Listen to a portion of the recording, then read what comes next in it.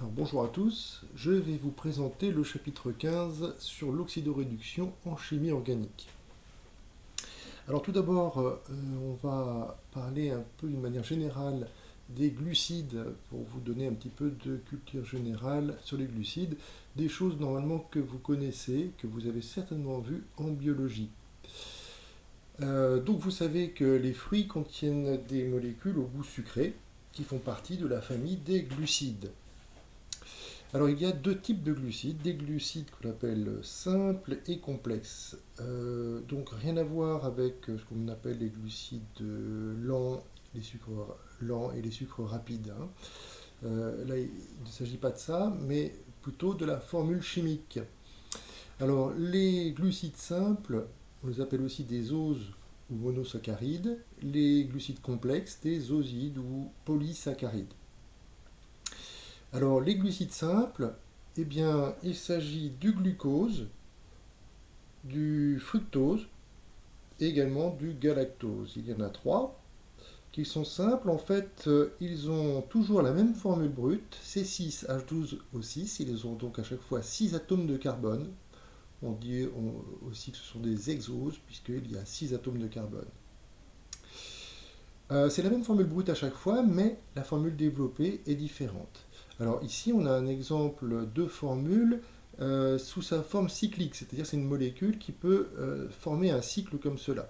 Alors pour arriver à bien comprendre cette formule, en fait, il faut voir qu'ici on a un hexagone et à chaque sommet, il y a un atome de carbone. Ici, il faudrait en fait placer des atomes de carbone ici pour bien comprendre la formule. Voilà. Et puis vous avez donc ici des groupes ici OH, hydroxyle, qui sont à différents endroits. Là ici un atome d'oxygène. Alors suivant qu'ils sont en haut ou en bas, eh bien ça change le nom, ça change la molécule. Vous avez également donc les glucides complexes. Les glucides complexes, ce sont en fait des glucides qui sont formés avec les glucides simples et qui sont des associations. Alors par exemple ici, on a donc le saccharose, c'est le sucre de cuisine, le sucre de canne par exemple, ou que l'on trouve aussi dans les betteraves. Ces sucres donc sont formés ici d'une association, vous voyez, de glucides simples. On retrouve le cycle qui est au-dessus, voilà, mais avec éventuellement il y a des positionnements différents des groupes OH. Et vous voyez que la liaison ici, elle est avec un atome d'oxygène. Bon, l'objet de la leçon, ce n'est pas les glucides, hein. Donc là, c'est une présentation rapide, mais c'est intéressant quand même de situer un petit peu la leçon dans le cadre finalement des molécules organiques et donc des milieux biologiques. Voilà. Alors, bien souvent, en fait, les glucides simples, on va revenir aux glucides simples, ici on a une forme cyclique, mais ils existent également sous une forme linéaire. Alors, en fait, il faut imaginer que le cycle peut être coupé, et la molécule s'ouvre à ce moment-là, et elle devient linéaire, et on tombe sur ce genre de représentation, donc un linéaire, vous voyez. Donc en fait, voilà, le cycle dans la nature peut se défaire, se reformer. Il y a donc un équilibre entre ces deux formes, et puis cela dépend des milieux. Le cycle est une forme stable et qui peut être stabilisée suivant le milieu aussi, hein. Alors le glucose, vous voyez, et ici le fructose. Alors ces deux molécules ont la même formule brute, on l'a vu, c'est C6H12O6, et on voit quand même une différence importante. On voit ici qu'il y a un groupe carbonyle est là aussi, mais là c'est une forme aldéhyde parce que le groupe carbonyle est en bout de chaîne, et ici il est dans la chaîne carbonée, et donc ça c'est une cétone. Donc là ici vous avez un aldéhyde, parce qu'on est en bout de chaîne, alors que là c'est une cétone. Donc ça va nous intéresser par la suite. On va se demander comment est-ce qu'on peut différencier les aldéhydes et les cétones, d'une manière générale. Euh, donc, ce qui est important, oui, ce qui est important, c'est que tous les glucides, sous leur forme linéaire, comportent au moins un groupe carbonyle. Il peut y en avoir même plusieurs. il y a un groupe carbonyle. Et puis on voit aussi qu'il y a d'autres groupes, les groupes hydroxyles ici qui apparaissent, il y en a plusieurs, et qui ne sont pas situés de la même manière à chaque fois. Voilà donc pour cette présentation rapide des glucides. Alors on va poursuivre, donc on va détailler un petit peu, on va se rappeler les formules des groupes carbonyles. Alors il y a donc les aldéhydes et les cétones. Le groupe caractéristique des aldéhydes, c'est donc C double liaison O, H. Et pour les cétones, c'est C également double liaison O, mais de chaque côté, ce ne sera pas un hydrogène, ce sera autre chose. Alors ici, donc, on va mettre R pour indiquer que c'est le reste de la molécule, d'accord? Ça peut être une chaîne carbonée. Ça peut être également un atome d'hydrogène, donc on va préciser R, c'est une chaîne carbonée.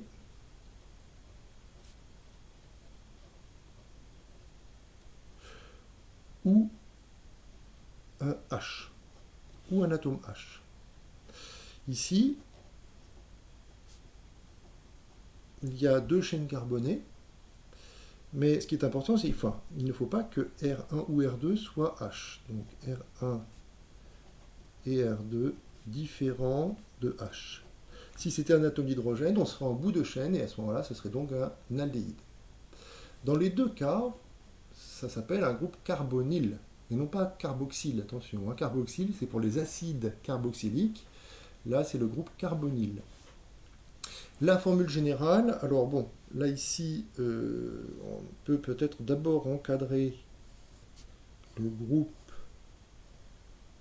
caractéristique. Voilà, pour bien le mettre en évidence. Et la formule générale, en fait, ce sera la même chose, mais qu'on peut écrire d'une manière plus condensée. Donc ce sera RCHO. Voilà, on le met sous cette forme-là, avec le H avant le O, pour bien le différencier du groupe hydroxyle OH. Il ne s'agit pas d'un alcool, c'est OH, c'est une double liaison O, et non pas donc COH. Donc voilà, et puis ici, de la même manière, on peut l'écrire sous forme condensée, ce sera donc CO R2. Voilà, donc il faut s'habituer à ces représentations un peu plus condensées des molécules. C double liaison OH, c'est donc CHO, et CO pour C double liaison O, comme vous pouvez le voir. Alors, on va poursuivre avec des tests de reconnaissance de ces aldéhydes et des cétones. Alors, vous pouvez voir les vidéos dont les liens, dont je vous ai donné les liens en même temps. Donc, alors, il y a deux tests. Il y a un premier test qui permet de reconnaître la présence du groupe carbonyle, qu'il soit en aldéhyde ou cétone. C'est le test qu'on appelle test à la 2,4-DNPH. 2,4-dinitrophénylhydrazine. Alors, c'est une solution qui est jaune au départ et qui, en présence du groupe carbonyle, va faire apparaître un précipité jaune-orange. Alors, vous avez au départ, vous voyez que c'est translucide, c'est jaune, hein, c'est le départ. Ça, ici, on est jaune translucide. Et puis, vous voyez qu'ici, enfin, on ne voit pas très bien, mais on obtient un précipité. Il y a comme une sorte de poudre qui apparaît. Enfin, on voit plutôt une sorte de, comment dire, de gélatine, peut-être même apparaître ici. Et donc là, ici, on a un précipité. Voilà, si le test est positif. Hein. Là, ici, c'est le test positif. Et au contraire, si on n'a pas de groupe carbonyle, eh bien, il ne se passe rien. On a un test négatif, si vous voulez. Le schéma. Alors, le schéma est très simple. Donc, on va partir.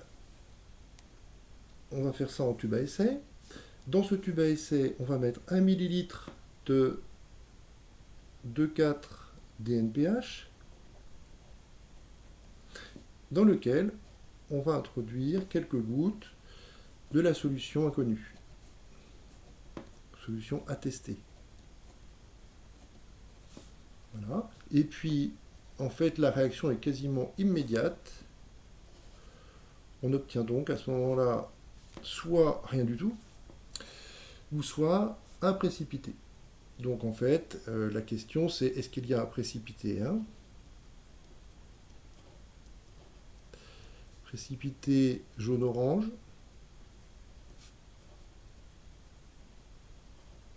c'est la question. Voilà, d'accord. Donc je pense que c'est assez facile, et puis il faut que vous regardiez les vidéos pour mieux vous en rendre compte.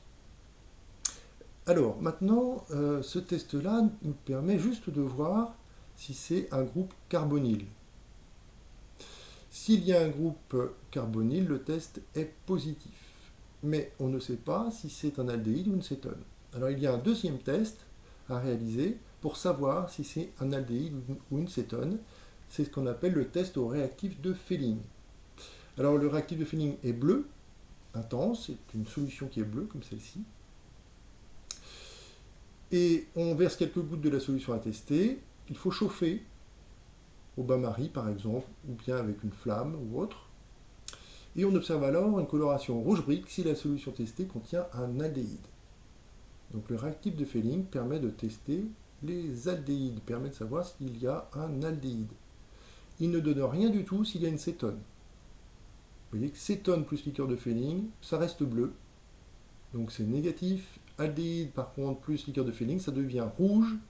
Et à ce moment-là, c'est positif.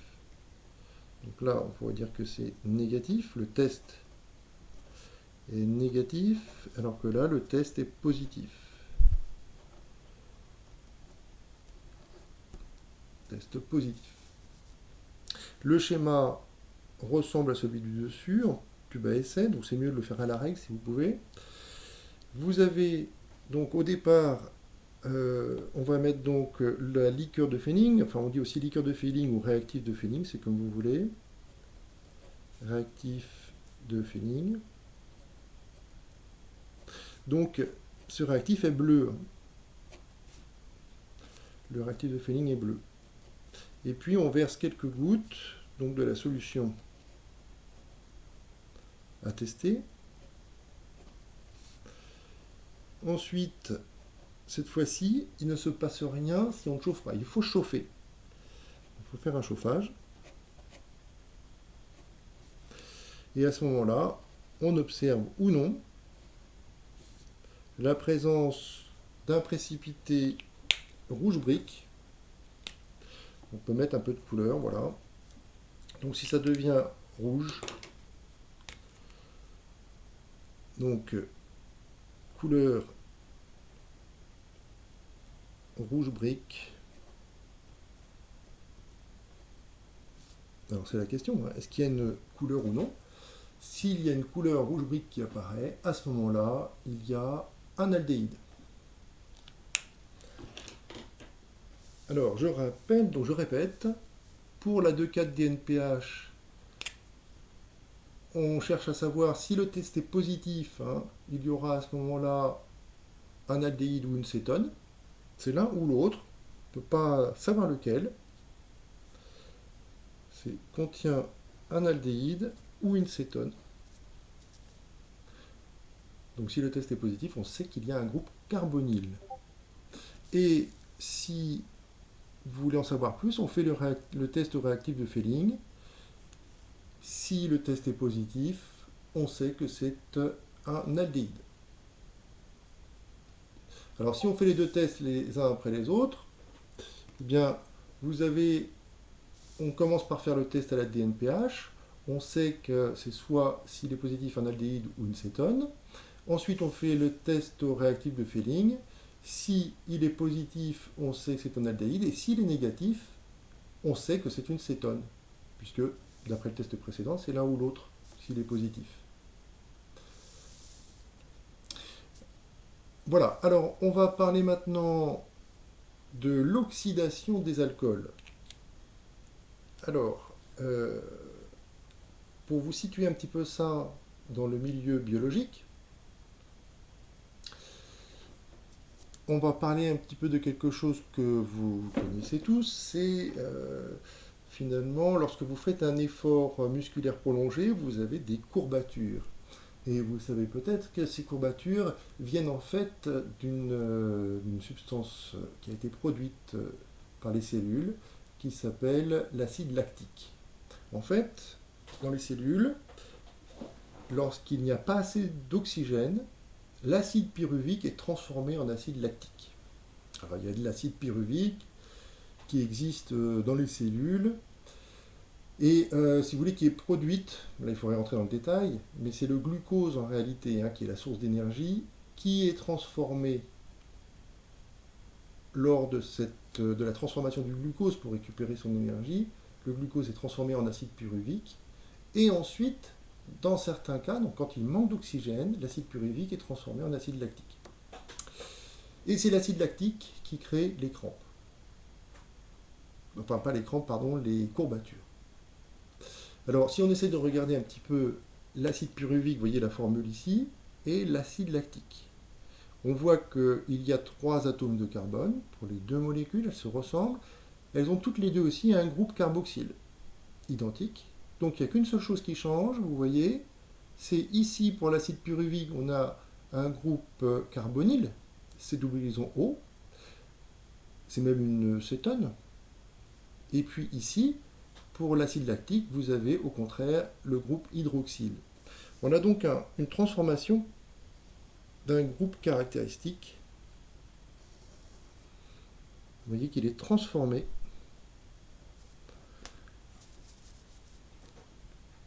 directement. On a une transformation que l'on appelle en chimie une réaction d'oxydoréduction et c'est ce qu'on va étudier par la suite. Donc vous voyez la transformation ici. Donc ça se passe dans les cellules. On peut réaliser ce genre de transformation en laboratoire, en éprouvette, en utilisant donc certains produits. Donc c'est ce qu'on va essayer de voir. Et on ne va pas faire celle-ci spécialement, mais c'était juste pour illustrer cette transformation d'un groupe caractéristique particulier.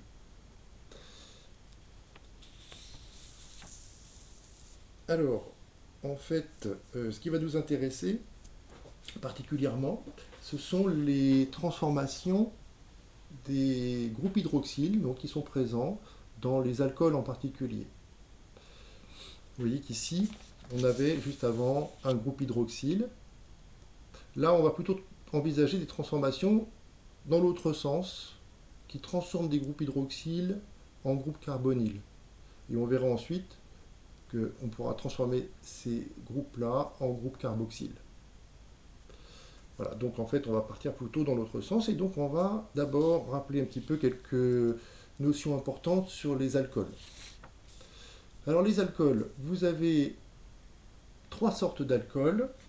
Les alcools primaires, secondaires et tertiaires. On va voir donc ce que c'est plus précisément. On va laisser tomber pour le moment les formules ici des alcools. On va faire directement ici. Alors les alcools primaires, c'est des alcools donc nécessairement avec un groupe hydroxyle. Voilà. Ce groupe hydroxyle est toujours accroché à un atome de carbone. Et ensuite, cet atome de carbone peut être lié soit à d'autres atomes de carbone ou à des atomes d'hydrogène. Alors, dans le cas des alcools primaires,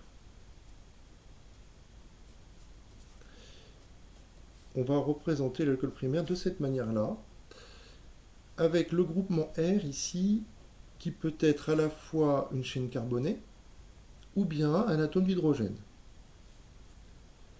Donc c'est une chaîne carbonée,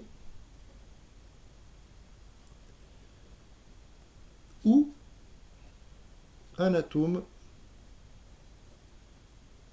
d'hydrogène. C'est l'alcool primaire. L'alcool secondaire, il va avoir donc cette fois-ci 2 chaînes carbonées, R1 et R2, et un atome d'hydrogène. Et vous avez l'alcool tertiaire qui, lui, au contraire, lui, la suite, cette fois-ci, est liée à trois groupes carbonés. C'est le carbone ici, donc c'est le carbone, on peut appeler ça le carbone fonctionnel. C'est le carbone sur lequel est lié le groupe hydroxyle. Voilà. Vous voyez que si c'est un alcool primaire, il est soit relié qu'à des hydrogènes ou bien à un groupe carboné, une chaîne carbonée. Alcool secondaire, il y a deux chaînes carbonées nécessairement. Alors il faut le préciser ici, R1 et R2 doit être différent de H. Là ici, ça ne peut pas être des atomes d'hydrogène, sinon on retombe sur l'alcool primaire. Et ici c'est pareil, R1, R2 et R3 sont différents de l'atome H. Alors quelques exemples. Vous avez ici ce groupe hydroxyle qui est relié à l'atome de carbone ici. Vous voyez que cet atome de carbone est lié aussi à deux autres atomes d'hydrogène et une chaîne carbonée. Donc on est dans ce cas-là. Deux atomes d'hydrogène, une chaîne carbonée, c'est donc un alcool primaire. Donc là ici on va mettre des petites lettres, petit a, petit b, petit c et petit d par exemple. Et donc le petit a, c'est un alcool primaire. Le petit b, ici, qu'est-ce qu'il en est? Alors on a une chaîne carbonée avec une ramification. Là ici, vous voyez qu'il y a une chaîne 1, 2, 3 atomes de carbone. Et puis là, on a une ramification. Néanmoins, si on regarde le carbone sur lequel est accroché le groupe hydroxyle OH, c'est celui-ci, on voit qu'il est encore lié à deux atomes d'hydrogène, exactement comme celui-là. Et ensuite, on a le reste de la molécule, donc la chaîne carbonée. Donc finalement, c'est encore un alcool primaire. Alcool primaire. La molécule C, ici vous voyez le groupe hydroxyle, il est là, il est lié à cet atome de carbone. Cet atome de carbone a un atome d'hydrogène et de chaque côté, vous voyez, il est lié ici à ce groupe là, de l'autre côté à celui-ci. D'accord? Donc ça c'est R1, R2. On peut le mettre, R1, R2. Deux chaînes carbonées et un atome d'hydrogène. Deux chaînes carbonées, un atome d'hydrogène. C'est donc l'alcool secondaire.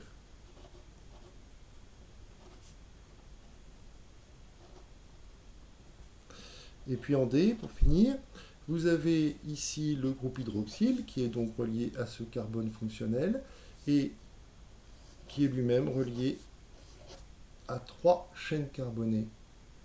Et donc c'est un alcool tertiaire.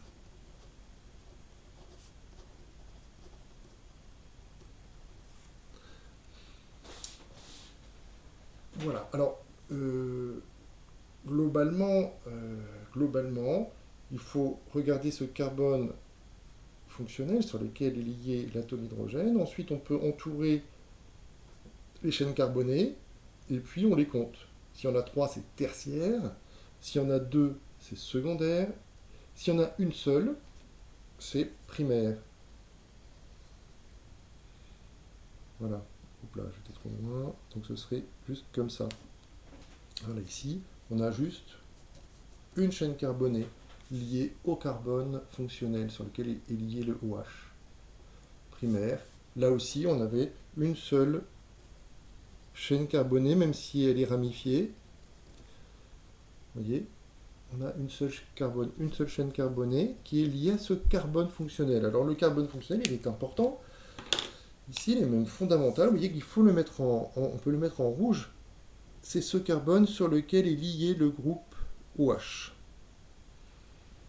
Donc c'est celui-ci qu'il faut bien voir à chaque fois.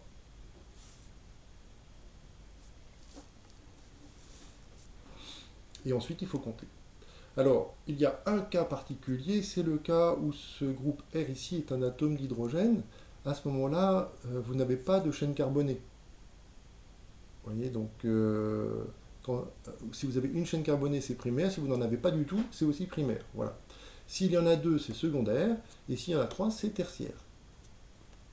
Voilà, je crois que c'est relativement simple, mais bon, il faut s'entraîner quand même un petit peu. Alors, on va voir maintenant un peu ce qu'on appelle les oxydations des alcools et des aldéhydes. Donc, c'est la transformation du groupe hydroxyle. Il y a donc... comment est-ce qu'on va réaliser ça? Une oxydation du groupe hydroxyle, c'est-à-dire la transformation du groupe. On l'avait vu tout à l'heure. Si dans les cellules, il y a l'acide pyruvique qui se transforme ici en acide lactique. Là, on va plutôt faire l'inverse. On va passer du groupe hydroxyle au groupe carbonyle. Voilà, mais on veut le faire au laboratoire. On va utiliser à ce moment-là des agents oxydants. Alors, les agents oxydants que l'on peut utiliser, ce sont en fait des espèces chimiques oxydantes, comme l'ion permanganate, le diode et l'hypochlorite, l'ion hypochlorite. Alors, il se trouve que l'ion permanganate, c'est un ion qui est présent dans le daquin, qui est un désinfectant. Le diode, c'est aussi une molécule qui est présente dans la bétadine, qui est un désinfectant. Et l'hypochlorite de sodium, enfin l'ion hypochlorite, pardon, est présent dans l'eau de Javel, qui est aussi un désinfectant. Alors vous voyez que ces trois désinfectants sont en fait ce qu'on appelle des oxydants. Ils permettent de modifier finalement le groupe hydroxyle et le transformer en aldéhyde. Et c'est c'est un départ pour l'explication de leurs propriétés justement désinfectantes. Ils ont une propriété comme ça, ils réagissent sur les molécules organiques et les transforment. Et donc on peut imaginer qu'à ce moment-là, ils peuvent détruire certaines bactéries en détruisant certaines molécules, en les changeant tout du moins. Alors, c'est assez simple. Si on prend donc un alcool primaire, et on imagine un tube à essai par exemple, vous mettez un peu d'alcool primaire qui est un liquide, par exemple de l'éthanol, l'alcool que l'on trouve dans les boissons alcoolisées. Vous mettez un petit peu de solution de daquin, par exemple, ou bien de la bétadine, ou de l'eau de Javel. Et à ce moment-là, vous avez une réaction chimique qui transforme l'alcool en aldéhyde. Alors elle se fait plus ou moins, suivant la concentration, etc., on peut imaginer, mais bon, elle va avoir lieu. C'est une oxydation qu'on appelle oxydation ménagée. Ménagée parce qu'elle est douce, et c'est en opposition à des oxydations fortes, qui arrive lorsque l'on brûle, par exemple, l'alcool, ce que l'alcool brûle, mais à ce moment-là, on détruit la molécule. On appelle ça aussi une oxydation, la combustion, mais on détruit la molécule. Donc là, ici, ce sont des oxydations ménagées, c'est-à-dire que la chaîne carbonée n'est pas détruite. Il n'y a que le groupe caractéristique OH qui va être modifié. Donc, vous avez ce groupe caractéristique OH, hydroxyle, qui va être transformé en aldéhyde. Vous reconnaissez ici le CHO que l'on avait vu tout à l'heure pour le groupe carbonyle, enfin pour les aldéhydes plus précisément. Le OH, groupe hydroxyle, transformé en aldéhyde. Alors si on poursuit l'oxydation, si on met un peu plus concentré, si on rajoute un petit peu de désinfectant, eh bien à ce moment-là, on va transformer l'aldéhyde en acide carboxylique. Vous reconnaissez ici le groupe COOH.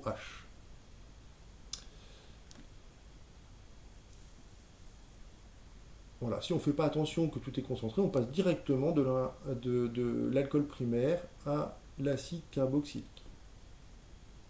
C'est difficile d'ailleurs de savoir comme ça si on a tout transformé ou non. Si maintenant on prend un alcool secondaire, on va pouvoir également l'oxyder, suivant le même principe, mais il ne sera pas possible de l'oxyder davantage, enfin de le transformer en acide carboxylique. Il va se transformer en cétone. Alors, si on regarde bien, l'alcool secondaire, en fait, le carbone fonctionnel tout à l'heure qu'on mettait en rouge, il est lié, il est dans la molécule lié, enfin, encadré par ici les deux groupes, les deux chaînes carbonées R et R' ou R1 et R2, comme on l'avait noté tout à l'heure. Si OH est transformé en groupe carbonyle, eh bien vous voyez que la double liaison O se trouve encadrée ici entre deux chaînes carbonées, donc on a bien une cétone et non pas un aldéhyde, on n'est pas en bout de chaîne. Donc du coup, alcool primaire, le OH étant en bout de chaîne, on se retrouve avec un aldéhyde, alors que l'alcool secondaire, comme le OH est entre deux groupes, deux chaînes carbonées, R1 et R2, eh bien le groupe carbonyle se trouve également entre deux chaînes carbonées, et donc c'est une cétone. Donc primaire, ça donne une aldéhyde, et secondaire, ça donne une cétone. Alors voilà, bon, c'est pas évident à retenir comme ça. Et on peut montrer que l'acétone ne peut pas se faire oxyder davantage. Vous voyez qu'ici, en fait, ça peut bien s'expliquer, mais c'est un petit peu plus long. Là, ici, pour transformer l'aldéhyde en acide carboxylique, il faut enlever cet hydrogène et le remplacer par un groupe OH, ce qui est a priori possible. Si on enlève l'hydrogène, il est lié à l'atome de carbone, on peut le remplacer par un groupe OH. Par contre, pour l'acétone, ici, vous voyez qu'il n'y a pas d'hydrogène de disponible. Donc ce n'est pas possible de faire cette opération et ça bloque l'oxydation. On ne peut pas aller plus loin que l'acétone. Pour les alcools tertiaires, vous reconnaissez ici l'alcool tertiaire avec l'atome de carbone fonctionnel qui est en fait lié à trois groupes, trois chaînes carbonées, R, R' seconde ou R1, R2, R3. Et en fait, celui-ci, eh bien, il n'est pas oxydable, on ne peut pas le transformer en aldéhyde et cétone. Voilà, on va retenir que l'alcool tertiaire ne peut pas être oxydé. Il y a un blocage ici, un petit peu comme celui que j'ai expliqué tout à l'heure.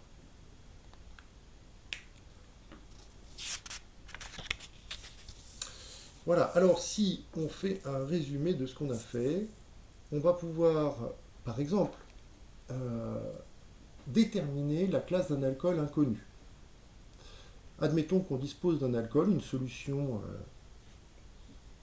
un liquide qui est en fait constitué de molécules d'alcool, mais dont on ne connaît pas la classe. On ne sait pas si c'est un alcool primaire, secondaire ou tertiaire. Alors, on va procéder à différents tests. D'abord, on va l'oxyder en utilisant, par exemple, du permanganate de potassium. Alors, le permanganate de potassium, il faut savoir qu'il est violet. Si vous regardez le daquin, c'est une couleur violette, donc il est violet. Et s'il réagit avec l'alcool, s'il arrive à oxyder l'alcool, il va réagir avec, il va se transformer lui aussi, et il va se décolorer. Les ions permanganate, qui sont violets, en oxydant l'alcool, vont se transformer en une espèce non colorée, et donc ça va se décolorer.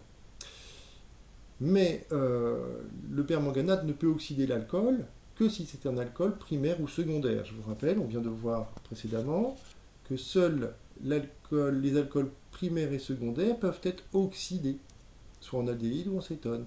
Les alcools tertiaires ne sont pas oxydés, et donc ne peuvent pas réagir avec un oxydant. Donc, s'il y a une décoloration du permanganate de potassium, c'est que l'alcool a pu être oxydé, c'est donc c'est un alcool primaire ou secondaire, classe 1 ou classe 2. S'il n'y a pas de décoloration, c'est qu'il n'y a pas eu de réaction, donc pas d'oxydation, et ça signifie que c'était un alcool de classe 3, donc tertiaire. Alors, donc là, si on n'a pas de décoloration, on sait que c'est un alcool de classe 3, donc c'est très bien. La question maintenant, c'est si on avait une décoloration, est-ce que c'est un alcool primaire ou secondaire? Eh bien, c'est là où on va faire intervenir les tests que l'on a déjà vus, à la 2NPH et au réactif de Fehling. Alors regardons bien, on se rappelle, si c'est un alcool primaire, les alcools primaires sont oxydés en aldéhyde et secondaires en cétone. Donc, on va pouvoir, si vous voulez, si je reviens ici, là, on vient d'oxyder l'alcool, donc là, ici, dans ce tube, c'est l'alcool oxydé qui est là. C'est donc soit un aldéhyde, soit une cétone, suivant les cas. Donc c'est soit dans ce tube un aldéhyde,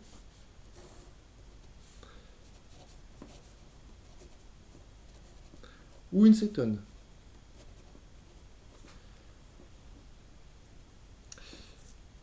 Si c'est un aldéhyde à l'intérieur, ça voudra dire qu'on était avec un alcool primaire qui a donné un aldéhyde, mais au contraire, si on avait une cétone, si on a une cétone, c'est qu'en fait c'est un alcool secondaire. Alors donc il faut déterminer si c'est un aldéhyde ou une cétone, et c'est là où on va faire les tests. Alors on fait le test à la DNPH par principe, pour vérifier qu'on a bien l'un ou l'autre d'abord. Donc, mais de toute façon, s'il y a une décoloration, normalement on doit avoir un aldéhyde ou une cétone. Encore que,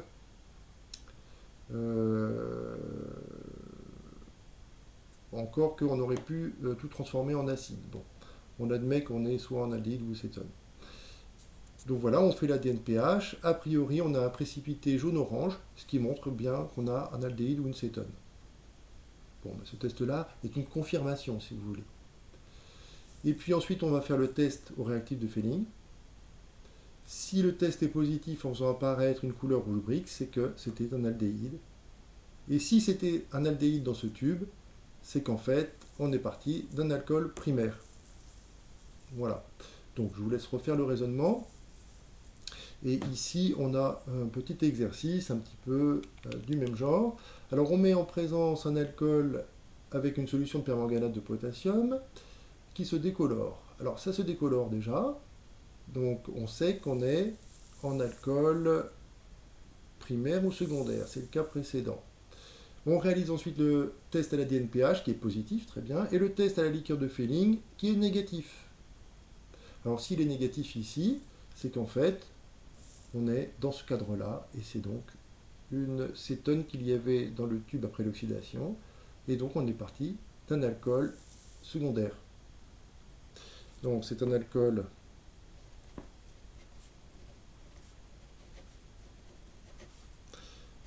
de classe 2, secondaire, c'est mieux de mettre secondaire peut-être. Un alcool secondaire, et on nous donne la formule brute, il faut trouver la formule développée. Alors c'est une chaîne carbonée avec 3 atomes de carbone, C3. Il y a le groupe hydroxyle à placer.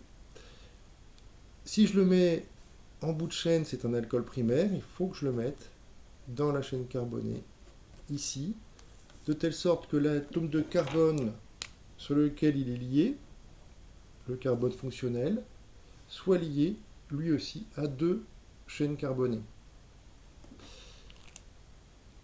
Donc à ce moment-là, on a bien un alcool secondaire. Je dois ensuite placer les atomes d'hydrogène pour compléter.